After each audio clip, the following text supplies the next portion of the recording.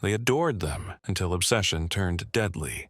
A rising actress gunned down at her doorstep, a legendary musician murdered outside his home. These aren't just tragic deaths, they're chilling reminders of how fame can attract the darkest kinds of devotion. Celebrities killed by obsessive fans. Fame often brings admiration and success, drawing fans from all walks of life. For many celebrities, this adulation is a testament to their hard work and talent. Fans express their devotion through letters, attending events, and supporting their idols' endeavors. This connection can be uplifting, fostering a sense of community between stars and their admirers. However, there's a darker side to this fame. In certain instances, admiration morphs into dangerous fixation. Some fans cross the boundary from healthy admiration to unhealthy obsession. Understanding the fine line between fandom and obsession is crucial. It's a dialogue about boundaries, mental health, and the unforeseen perils that can accompany public life. Case 1. John Lennon, the fan who wanted to own him. John Lennon, a founding member of the Beatles, was not only a musical genius but also a symbol of peace and counterculture. His influence spanned continents, touching millions. But among his vast sea of admirers was Mark David Chapman, a fan whose obsession took a dark and deadly turn. On December 8, 1980, Chapman traveled from Hawaii to New York City, fixated on confronting Lennon. He waited outside the Dakota, Lennon's residence, for hours. In a chilling encounter, Lennon graciously signed a copy of his album Double Fantasy for Chapman, unaware of his sinister intentions. Later that evening, as Lennon returned home with Yoko Ono, Chapman was still there. As Lennon walked past, Chapman drew a .38 special revolver and fired 5 shots, 4 of which struck Lennon in the back. After the shooting, Chapman remained at the scene, reading J.D. Salinger's The Catcher in the Rye. He identified deeply with the novel's protagonist, Holden Caulfield, viewing himself as a crusader against phoniness, a trait he irrationally projected onto Lennon. Chapman later expressed that he saw Lennon as a phony and felt compelled to silence him. This tragic act was a culmination of his internal conflict, simultaneously idolizing and resenting the music icon. The murder of John Lennon sent shockwaves globally, highlighting the perilous edge where fan adoration can spiral into lethal obsession. Case 2. Rebecca Schaeffer, murder at her own doorstep.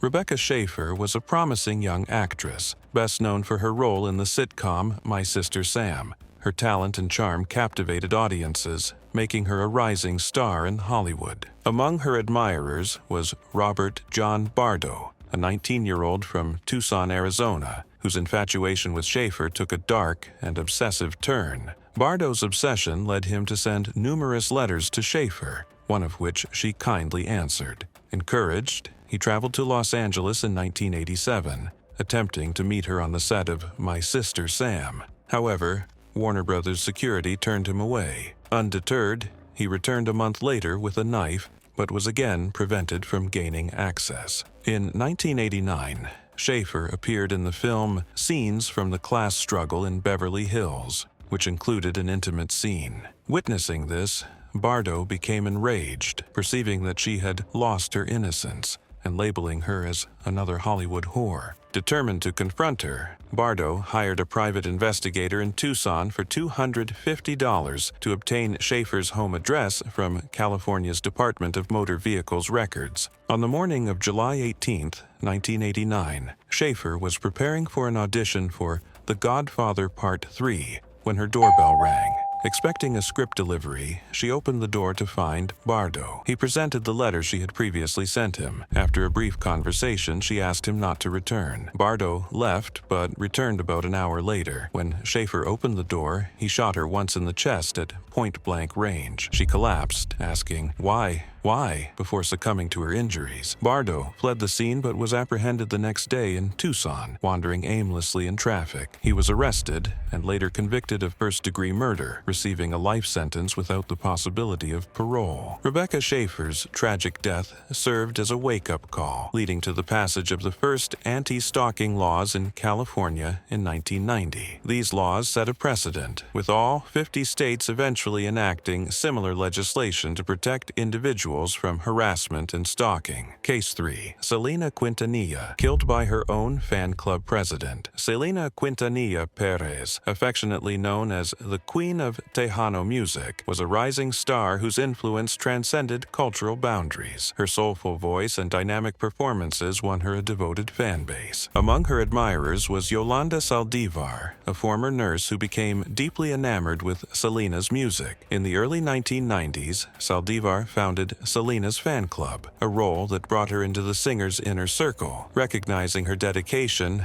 Selena's family appointed Saldivar as the manager of Selena's boutiques, Selena, etc. However, beneath this trusted facade, Saldivar was engaging in fraudulent activities. She was found to have embezzled over $60,000 from both the fan club and the boutiques, betraying the trust placed in her by Selena and her family. On March 31st, 1995, Selena agreed to meet Saldivar at the Days Inn Motel to retrieve financial records. During their conversation, Saldivar produced a .38 caliber revolver and shot Selena once in the back as she attempted to flee. Despite being gravely wounded, Selena managed to reach the motel lobby, identifying Saldivar as her assailant before collapsing. She was swiftly transported to a nearby hospital but succumbed to her injuries shortly after arrival. Selena was just 23 years old. Following a nearly 9-hour standoff with law enforcement, Saldivar was apprehended. She claimed that the shooting was accidental,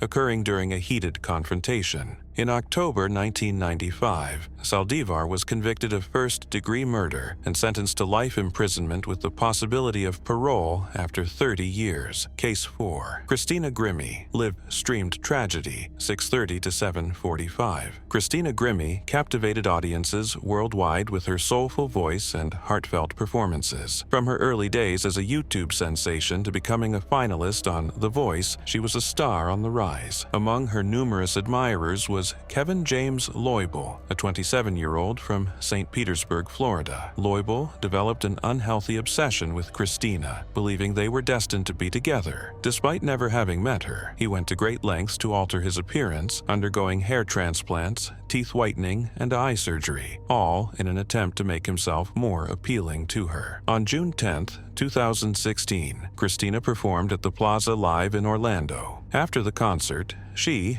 as was her custom, stayed to meet and greet her fans, signing autographs and taking photos. Loibl entered the venue armed with 2 legally purchased handguns, 2 extra magazines, and a large hunting knife. He approached Christina during the meet and greet. As she opened her arms to welcome him with a hug, he pulled out a Glock pistol and shot her 3 times at point-blank range. Marcus Grimmie, Christina's brother and road manager, immediately tackled Loibl. During the struggle, Loibl broke free, backed against a wall, and fatally shot himself. Christina was rushed to the Orlando Regional Medical Center in critical condition. Despite the medical team's efforts, she was pronounced dead shortly after arrival. She was just 22 years old. Case 5. Gianni Versace, the murder of a fashion icon. Gianni Versace, the legendary fashion designer, was murdered on July 15, 1997, outside his Miami Beach mansion. His killer, Andrew Cunanan, was already on the FBI's 10 Most Wanted list, having embarked on a nationwide killing spree. Before targeting Versace, Cunanan had already murdered 4 men.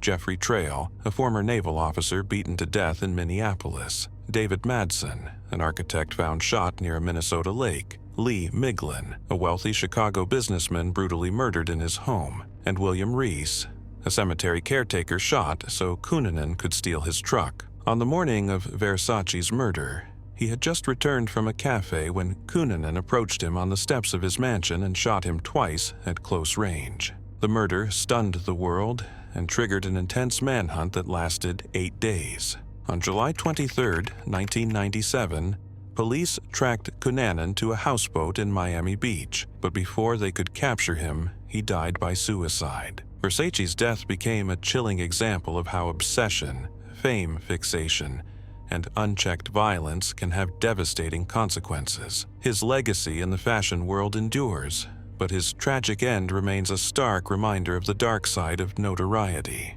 Final thoughts. When admiration turns fatal, what drives a fan to cross the line from admiration to murder? Fame creates a sense of connection between celebrities and their audience, but for some, that connection turns into obsession. These cases expose the dangerous side of parasocial relationships, when admiration warps into fixation and reality blurs. The tragic reality is that for certain individuals, obsession, unchecked, can be deadly. Do you think fame makes celebrities more vulnerable to danger? Could these tragedies have been prevented? Share your thoughts in the comments below, and don't miss next week's episode, Documentaries Banned for Being Too Disturbing.